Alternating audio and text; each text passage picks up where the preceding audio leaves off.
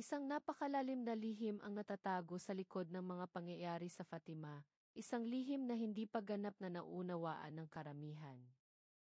Sa katunayan, tinatayang mas mababa sa 5% lamang ng sangkatauhan ang talagang nakakaalam sa buong lalim at kahulugan ng mensaheng ito para sa ating kasalukuyang panahon. Ito ay hindi lamang isang simpleng kwento mula sa nakaraan. Ito ay isang nagliliyab na babala at isang nagbibigay pag-asa na gabay na itinago sa loob ng mga dekada, at ngayon ay oras na para ito'y lubos na maipahayag sa bawat isa sa inyo. Ngayong araw na ito, hindi lamang tayo tatalakay ng kasaysayan o mga lumang propesiya. Tatalakayin natin ang isang katotohanan na halos walang nakakaalam, isang natatagong mensahe na direktang nag-ugnay sa bawat kaganapan sa inyong buhay, sa bawat hamon na inyong kinakaharap, at sa bawat pag-asa na inyong pinanghahawakan sa panahong ito. Ang lihim na ito ay hindi para sa lahat, kundi para sa mga pinili, sa mga pusong handang tumanggap ng paghahayag mula sa kaitaasan. At kung narito ka ngayon, nangangahulugan itong ikaw ay bahagi ng mga piniling iyon. Naramdaman ko ang malakas na pagtulak na ibahagi ito sa inyo, isang pagtulak na tila nagmumula sa mismong kalaliman ng kaluluwa. Sa mga araw na ito, kung saan ang mundo ay tila ba nasa bingit ng isang malaking pagbabago, kung saan ang kaguluhan at kawalan ng katiyakan ay naghahasik ng takot sa maraming puso, ang pagkaunawa sa lihim na ito ay hindi lamang mahalaga. Ito ay kritikal. Ito ang tanging sandata laban sa mga puwersang nagtatangkang sirain ang inyong kapayapaan, ang inyong pag-asa, at ang inyong koneksyon sa banal. Maraming nag-aakalang alam na nila ang lahat tungkol sa Fatima, nakita na nila ang mga litrato, nabasa na nila ang mga simpleng ulat. Ngunit ang totoo, ang karamihan ay tanging ang panlabas na balat lamang ang nakikita, habang ang tunay na laman, ang malalim at makapangyarihang mensahe nito, ay nananatiling nakakubli. Hindi pa ninyo nakikita ang buong larawan, ang kumpletong paghahayag na siyang magbabago ng inyong pananaw sa mga kaganapan sa mundo at sa inyong personal na kapalaran. Mayroong isang natatanging kapangyarihan sa kaalamang ito, isang kapangyarihan na kayang magbigay ng kapayapaan sa gitna ng unos at liwanag sa gitna ng dilim. At ang kapangyarihang iyan ay ilalahad ko sa inyo ngayon. Pansinin ang mga nangyayari sa paligid. Ang mga balita ay puno ng pagkabahala, ang mga relasyon ay nabubuwag, ang kalusugan ng marami ay nanghihina, at ang kapayapaan ay tila ba nagiging isang malabong alaala. Marami sa inyo ang siguro ay nagtatanong kung bakit tila ba walang katapusan ang mga hamon, kung bakit tila ba mas lumalala ang sitwasyon sa bawat paglipas ng araw. Ang bawat isa sa inyo ay nararamdaman ang bigat ng panahong ito, ang pagkabahala na dulot ng mga hindi inaasahang pangyayari. May mga gabi na hindi makatulog ang inyong mga puso dahil sa tindi ng pag-iisip kung ano ang mangyayari bukas, o sa susunod na buwan, o sa darating na taon. Ang inyong mga kaluluwa ay naghahanap ng katiyakan, ng gabay, ng isang anino ng pag-asa sa gitna ng napakaraming pagdududa. Maraming boses sa mundo ang nagbibigay ng sari-saring sagot, ngunit marami sa mga ito ay nagdadala lamang ng mas malalim na pagkalito. May nagsasabing ito ay natural lamang na siklo, may nagsasabing ito ay gawa ng tao, at mayroon namang nagsasabing walang saysay ang pag-asa sa isang makapangyarihang interbensyon. Subalit narito ako upang sabihin sa inyo na ang inyong pagkabahala ay may malalim na ugat at ang mga kaganapan sa mundo ay hindi basta-basta nagkataon lamang. Mayroong isang mas malaking plano na naglalahad at mayroong isang banal na mensahe na sadyang inihanda upang ipaliwanag ang lahat ng ito. Ang lihim ng Fatima ay hindi lamang isang kwento ng tatlong batang pastol na nakakita ng isang ginang. Ito ay isang direktang komunikasyon mula sa kaharian ng langit na sadyang inihanda para sa mga panahong ito. Para sa inyo. Ang lihim na ito ay naglalaman ng mga babala na matagal nang binabaliwala, ng mga direksyon na matagal nang hindi sinusunod, at ng mga pangako na hindi pa ganap na natutupad dahil sa kakulangan ng kaalaman at aksyon. Hindi ito simpleng impormasyon na inyong maririnig at pagkatapos ay kalilimutan. Ito ay isang paanyaya na suriin ang inyong buhay, ang inyong pananampalataya, at ang inyong pagkaunawa sa mga kasalukuyang kaganapan. Ang nakatagong mensahe na ito ay naglalaman ng susi upang maintindihan kung bakit tila ba nagkakagulo ang mundo, kung bakit ang mga dating matatag na pundasyon ay tila ba gumuguho, at kung paano ninyo mapoprotektahan ang inyong mga sarili at ang inyong mga mahal sa buhay sa gitna ng mga pagsubok. Narinig na ba ninyo ang usapan tungkol sa mga dakilang propesya, sa mga hula na nagpapakita ng hinaharap? Ang Fatima ay nasa puso ng mga propesyang iyon, hindi lamang bilang isang bahagi, kundi bilang isang sentro na nagbibigay linaw sa maraming kaganapan. Kaya't humanda kayo dahil ang inyong pananaw ay magbabago. Ang inyong mga katanungan ay sasagutin. Sa taong 1917, sa isang maliit na bayan sa Portugal na tinatawag na Fatima, may tatlong batang pastol, sina Elcia dos Santos, Jacinta Marto, at Francisco Marto, ang nagkaroon ng serye ng mga di pangkaraniwang pagdalaw. Ang mga pagdalaw na ito, na nagsimula noong Mayo 13 at nagpatuloy hanggang Oktubre 13, ay nagmula sa isang marilag na ginang na nagpakilala bilang ang ginang ng Rosario. Maraming nakarinig sa mga pagdalaw na ito, ngunit kakaunti lamang ang tunay na nakakaunawa sa lalim ng kanyang mensahe. Ang mga mensaheng ito ay hindi lamang simpleng mga pakiusap para sa panalangin. Ito ay mga serye ng mga propesya at mga babala na sadyang idinisenyo para sa ating kapanahunan. Ang ginang ng Rosario ay nagbigay ng tatlong tilihim sa mga bata, mga lihim na unti-unting inihayag sa mundo sa paglipas ng panahon, ngunit ang kanilang ganap na kahulugan at implikasyon ay nanatiling nakakubli. Tila ba nasa likod ng isang makapal na belo? Ang una at ikalawang lihim ay inihayag sa madla noong 1941. Ang unang lihim ay isang nakakapangilabot na pangitain ng impyerno, na nagpapakita ng kaluluwa ng mga makasalanan na bumababa sa walang hanggang kaparusahan. Hindi ito isang simpleng panakot, ito ay isang malalim na pagpapaalala sa kalubhaan ng kasalanan at sa pangangailangan ng pagsisisi. Ang ikalawang lihim naman ay nagbabala tungkol sa isang mas malaking digmaan na kinilala bilang ikalawang digmaang pandaigdig, ang paglaganap ng komunismo sa pamamagitan ng Russia, at ang pakiusap para sa pagtatalaga ng Russia sa kalinis-linisang puso ni Maria upang maiwasan ang mga kapahamakan. Maraming nag-akala na ang mga propesyang ito ay natupad na at natapos na ang kanilang kahulugan.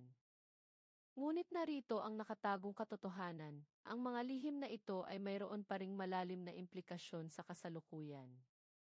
Ang paglaganap ng mga ideolohiyang salungat sa banal na kalooban ay nagpapatuloy at ang mga tanda ng iimpyerno sa mundo ay mas lantad kaysa kailanman. Hindi ito natapos sa nakaraan, ito ay nagpapatuloy hanggang ngayon. Subalit ang pinakamatagal na pinag-usapan, ang pinakanakakubli, at ang pinakamalalim na lihim ay ang ikatlong lihim. Ito ay itinago sa loob ng mga dekada, na lumikha ng napakaraming haka-haka at espekulasyon. Si Sister Elcia, ang isa sa mga nakakita, ay inatasan na isulat ito at ipasa sa simbahan, na may takdang petsa ng paglalabas sa publiko na taong 1960 o sa kanyang kamatayan, alinman ang mauna. Gayunpaman, ito ay inilabas lamang noong taong 2000, mahigit 40 taon pagkalipas ng orihinal na itinakdang petsa. Ang opisyal na bersyon ng ikatlong lihim ay naglalarawan ng isang pangitain ng isang piobispo na nakaputi, na bumagsak na patay kasama ang ibang mga klero, relihiyoso, at laiko, na pinagbabaril ng isang grupo ng mga sundalo. Ang pangitaing ito ay opisyal na kinilala ng Vatican bilang tumutukoy sa pagtatangka sa buhay ni Pope John Paul ay noong 1981 at sa pagdurusa ng mga Kristiyano sa loob ng kasaysayan.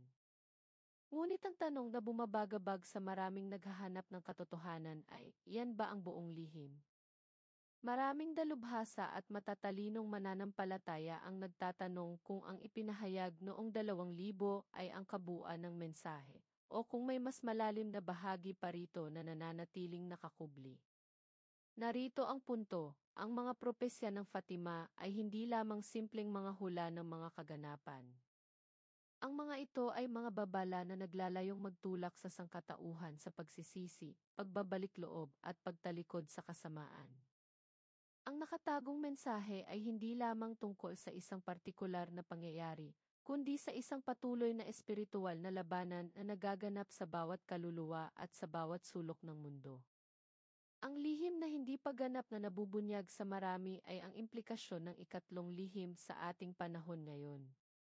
Ang pangitain ng isang kiobispo na nakaputi at ang pagpapahirap sa simbahan ay hindi lamang natapos sa isang insidente. Ito ay nagpapatuloy sa iba't ibang anyo. Ang lihim ng Fatima ay nagtuturo sa atin na ang pinakamalaking paghihirap ay hindi lamang nagmumula sa labas, kundi pati na rin sa loob.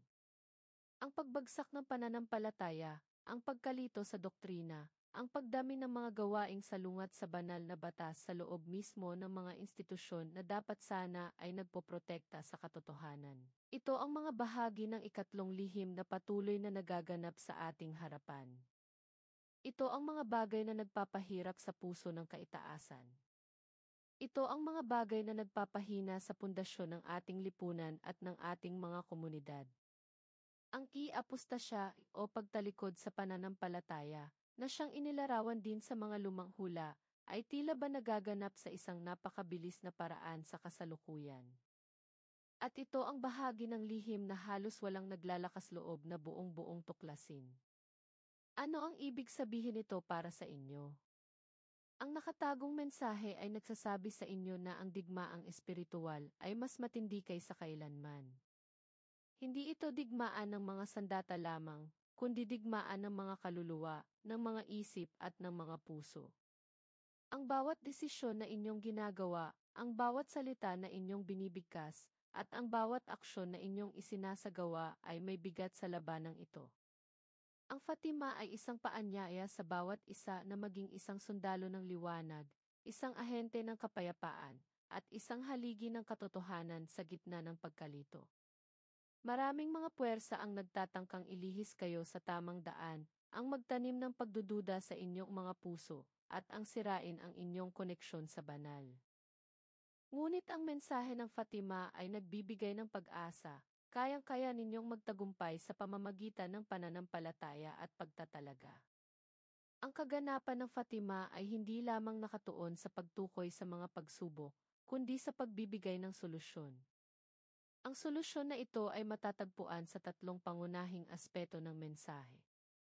Una, panalangin at pagsisisi. Ang paulit-ulit na pakiusap ng ginang ng rosaryo ay ang manalangin ng rosaryo araw-araw para sa kapayapaan ng mundo at para sa pagbabalik loob ng mga makasalanan. Ito ay hindi isang simpleng ritual, ito ay isang malakas na sandata espiritual. Ang pagsisisi ay hindi lamang pag-amin ng kasalanan, kundi isang tunay na pagbabago ng puso at kaisipan, isang pagtalikod sa mga masamang gawi at pagyakap sa banal na kalooban. Sa panahong ito ng matinding pagkabahala, ang panalangin ay nagiging isang sandigan, isang paraan upang makakonekta sa kapangyarihan na mas mataas kaysa sa atin. Ito ang pinakamahalagang susi na ibinigay sa atin ng ginang ng rosaryo. Ang bawat ama namin, bawat aba Ginoong Maria, at bawat luwalhati ay nagiging isang sinag ng liwanag sa mundo. Hindi ninyo kailangang maging perpekto para manalangin, kailangan nyo lang maging bukas sa pagbabago. Ikalawa, pagtatalaga sa kalinis-linisang puso ni Maria. Ang ginang ng rosaryo ay humiling na italaga ang Russia at ang buong mundo sa kanyang kalinis-linisang puso. Ito ay ginawa na ng ilang beses ng mga Santo Papa, ngunit ang tunay na implikasyon nito ay mas malalim. Hindi lamang ito pagtatalaga ng isang bansa, kundi isang pagtatalaga ng bawat individual sa proteksyon at gabay ni Maria.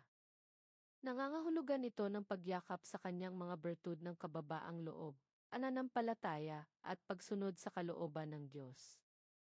Sa pamamagitan ng pagtatalaga ng inyong sarili sa kanyang puso, inilalagay ninyo ang inyong buhay sa ilalim ng kanyang matamis na proteksyon na kung saan walang kapangyarihan ng kadiliman ang makakapasok.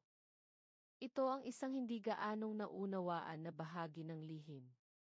Hindi lamang ito para sa mga bansa, ito ay para sa bawat kaluluwa. Ang pagtatalaga ay isang gawa ng pagtitiwala, isang gawa ng pagbibigay ng inyong buong pagkatao sa isang mas mataas na kapangyarihan. At sa paggawa nito, kayo ay magiging bahagi ng isang mas malaking layunin. Ikatlo, pagbabayad pinsala sa mga kasalanan. Ang ginang ng rosaryo ay humiling din ng pagbabayad pinsala, lalo na ang pagsasagawa ng komunyon ng pagbabayad pinsala sa unang Sabado ng 5 magkakasunod na buwan. Ito ay isang gawa ng pagmamahal upang bigyang kasiyahan ang mga kasalanan na nagpapahirap sa kanyang puso at sa puso ng kanyang anak. Ang pagbabayad pinsala ay hindi lamang paghingi ng tawad, kundi isang aktibong pagkilos upang ayusin ang mga nasira, upang ibalik ang nawala, at upang ipanumbalik ang karangalan na sinira ng kasalanan. Sa pamamagitan ng inyong mga sakripisyo, maliit man o malaki, inyong ipinapakita ang inyong pagmamahal at ang inyong pagpayag na maging kasangkapan ng kapayapaan at pagpapagaling. Sa isang mundo na tila ba puno ng pagkamakasarili, ang gawaing ito ng pagbabayad pinsala ay isang radikal na tugon, isang gawa na nagbibigay liwanag at nagpapagaling sa inyong mga kaluluwa at sa mga kaluluwa ng iba. Ito ang pag-ibig sa pinakamataas na anyo nito.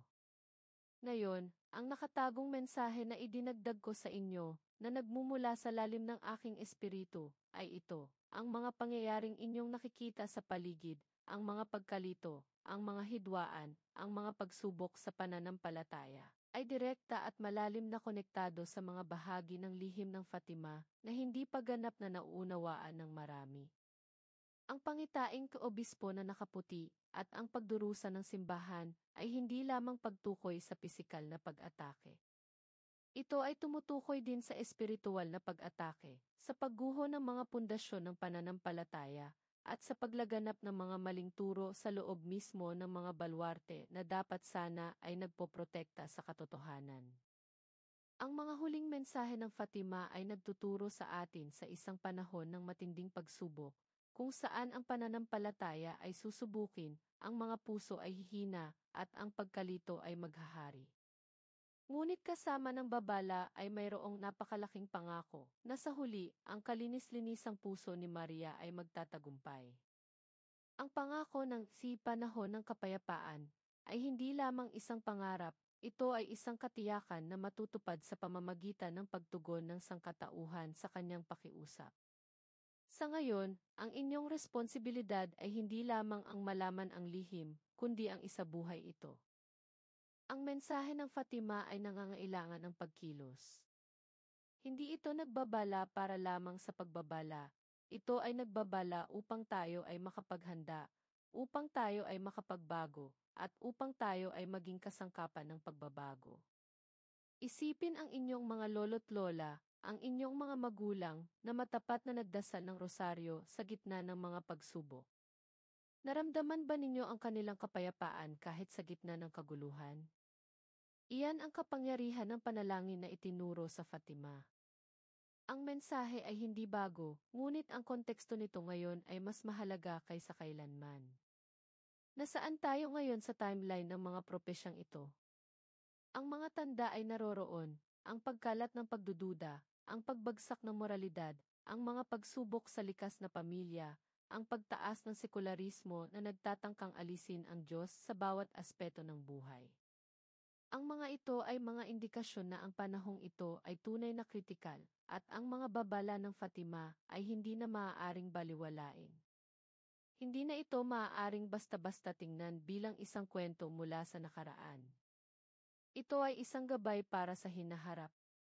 Ang obispo na nakaputi na nakita sa pangitain ay hindi lamang isang individual. Ito ay sumisimbolo sa pagdurusa ng mismong simbahan sa iba't ibang panahon. Ang pagdurusa ay maaaring pisikal, sa pamamagitan ng pag-uusig, o espiritual, sa pamamagitan ng pagtalikod sa katotohanan.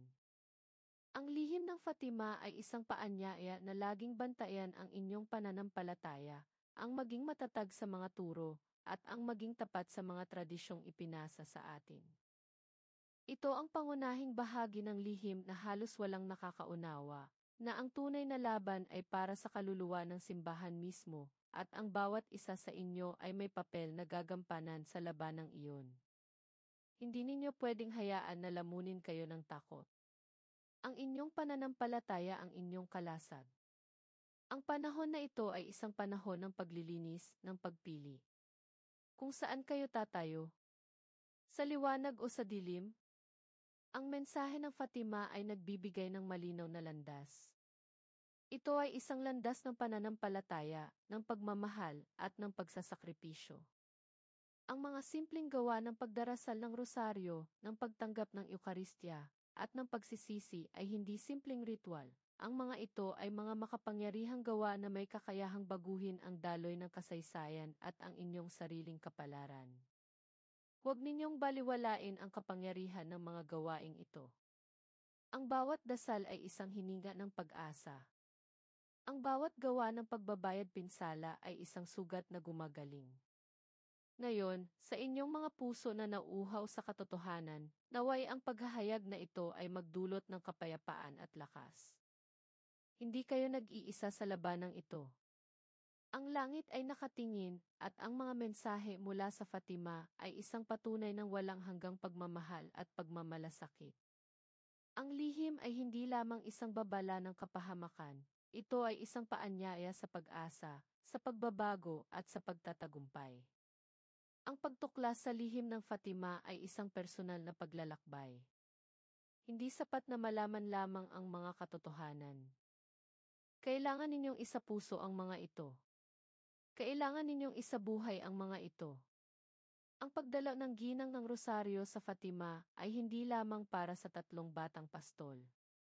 Ito ay para sa bawat isa sa inyo na nakikinig ngayon. Ito ay para sa sangkatauhan na nasa bingit ng mga pagsubok. Ang kanyang pakiusap ay isang matamis na paanyaya mula sa langit, isang paanyaya na magbalik loob, na manalangin at na magsakripisyo. Ang lihim ng Fatima ay isang mapa, isang gabay na nagtuturo sa atin kung paano manatiling matatag sa gitna ng mga unos ng buhay. Ito ang kapangyarihan na kayang magpanumbalik ng kaayusan sa kaguluhan at kapayapaan sa gitna ng mga digmaan. Mayroon tayong magandang oportunidad ngayon upang lubos na maunawaan ang mga nakatagong bahagi ng mensahe ng Fatima na naglalayong magbigay ng liwanag sa ating kasalukuyang pananaw. Ang mundo ay lumiliit at ang mga kaganapan sa isang sulok ng planeta ay mabilis na nakakaapekto sa lahat ng dako. Ang mga problema ay hindi na lokal, ang mga ito ay pandaigdigan. Ito ang dahilan kung bakit ang mensahe ng Fatima ay higit na mahalaga kaysa kailanman. Ito ay isang pandaigdigang solusyon sa mga pandaigdigang problema. Ito ay isang espiritual na revolusyon na nagsisimula sa puso ng bawat isa sa atin. Huwag ninyong hayaang lumipas ang sandaling ito nang hindi ninyo nauunawaan ang lalim ng kahulugan ng mensaheng ito para sa inyong buhay. Ito ay isang tawag sa pagkilos. Ito ay isang tawag sa pagbabago. Ito ay isang tawag sa pag-asa. Ang bawat detalye ng lihim na ito, mula sa pangitain ng impyerno hanggang sa pangako ng pagtatagumpay ng kalinis-linisang puso, ay may malalim na koneksyon sa inyong personal na paglalakbay at sa paglalakbay ng buong sangkatauhan. Ito ay hindi lamang tungkol sa malaking larawan ng mundo, ito ay tungkol sa maliit na larawan ng inyong puso. Ang bawat isa sa inyo ay may kakayahang maging bahagi ng solusyon. Hindi ninyo kailangang maging mga bayani o mga pinuno, kailangan nyo lang maging matapat at handang tumugon. Ang mensahe ng Fatima ay simple, ngunit ang implikasyon nito ay napakalalim. Ito ay isang paanyaya na mamuhay ng may layunin, ng may pananampalataya, at ng may pagmamahal.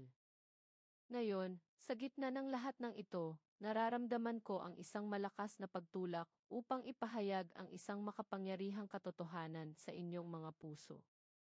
Ang lihim ng Fatima ay hindi lamang isang paalaala ng mga bagay na darating, ito ay isang direktang tawag sa inyo, sa bawat isa na nakikinig sa aking tinig, upang maging mga kasangkapan ng pagbabago, ng kapayapaan, at ng pag-asa sa panahong ito ng matinding pangangailangan. Kayo ay pinili para sa panahong ito, at ang pagkaunawa sa mensahe ng Fatima ay ang inyong armas, ang inyong gabay, at ang inyong pinagmumulan ng lakas. Huwag ninyong hayaan ang pagdududa na pumasok sa inyong mga puso.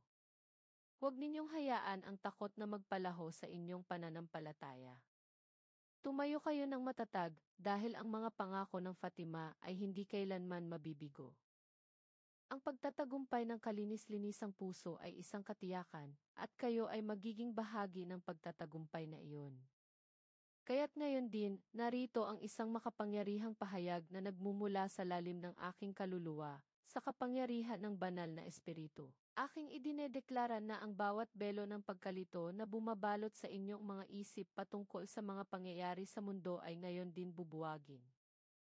Ang bawat kadena ng takot na pumipigil sa inyong mga puso ay sa oras na ito babasagin. Ang bawat panlilinlang na nagtatangkang ilihis kayo sa katotohanan ng Fatima ay malalantad at mawawala ng bisa. Aking ipinahayag na mula ngayon, kayo ay magtataglay ng bagong kalinawan, ng bagong lakas, at ng bagong tapang upang harapin ang mga hamon na darating. Ang apoy ng pananampalataya sa inyong mga puso ay magliliyab ng mas maliwanag kaysa kailanman. Ang pagmamahal sa banal ay mag-ugat ng mas malalim sa inyong mga kaluluwa. Ang inyong mga panalangin ay magiging mas makapangyarihan, at ang inyong pagtatalaga ay magiging isang baluarte laban sa bawat pag-atake ng kadiliman. Tanggapin ninyo ngayon ang pagpapala ng pagkaunawa, ang pagpapala ng kapayapaan, at ang pagpapala ng proteksyon na nagmumula sa natatagong mensahe ng Fatima. Ito ang inyong panahon at ito ang inyong pagtatagumpay. Hayaan ninyong ang bawat salita na inyong narinig ngayon ay maging binhi sa inyong mga puso na magbubunga ng pananampalataya at pagkilos. Ang mga aral ng Fatima ay hindi lamang para sa mga nakaraan, ito ay buhay at nagbabago para sa inyong kasaluyan. Ito ang inyong sandata, ang inyong gabay, at ang inyong katiyakan sa gitna ng pagsubok. Kaya, ngayon din, bilang isang gawa ng inyong pangako na isabuhay ang nakatagong mensahe ng Fatima, nais kong kayo ay magkomento sa ibaba. Isulat ninyo ang mga salitang handa na akong tumugon sa mensahe ng Fatima sa mga komento upang makapagdasal ako para sa inyong partikular na pangako at pagtugon sa banal. Upang mas lubos pang mapatunayan ang inyong pananampalataya at upang maging bahagi ng isang mas malaking kilusan ng liwanag, i-like ang video na ito bilang isang propetikong kilos ng inyong pagkilos at proteksyon sa mga huling panahon. Hayaang ang bawat like ay maging isang tanda ng inyong pagtitiwala sa banal na kalooban at sa pagtatagumpay ng kalinis-linisang puso. At bilang huling pakiusap at bilang isang gawa ng pagmamahal sa inyong kapwa, ibahagi ito sa pito, tao na lubos na nangangailangan ng malinaw na babala at gabay sa panahong ito. Alam kong may mga tao sa inyong paligid na naghahanap ng kasagutan, na naghahanap ng pag-asa. Maging kasangkapan kayo ng banal sa paghahatid ng kritikal na mensaheng ito sa kanila. Ang pagbabahagi ng kaalamang ito ay hindi lamang isang gawa ng pagkakawanggawa, ito ay isang gawa ng pagliligtas ng kaluluwa. Patuloy tayong manalangin, patuloy tayong kumilos, at patuloy nating isabuhay ang mga aral ng Fatima. Mayroon pa tayong maraming tatalakayin sa mga susunod na video tungkol sa mga makapangyarihang propesiya at mga banal na paghahayag na tutulong sa inyo sa inyong paglalakbay. Maging handa para sa mga ito. Bisitahin ang aking channel para sa mas marami pang mga video na nagpapaliwanag ng mga nakatagong katotohanan at nagbibigay ng espiritual na gabay. Patuloy nating ipahayag ang salita at maging buhay na patotoo ng kanyang kapangyarihan. Hanggang sa muli nating pagkikita sa mga susunod na paghahayag, manatili kayong matatag, mapanalangin at puno ng pag-asa. Naway ang kapayapaan ng Diyos ay sumainyo ngayon at magpakailanman. Amen.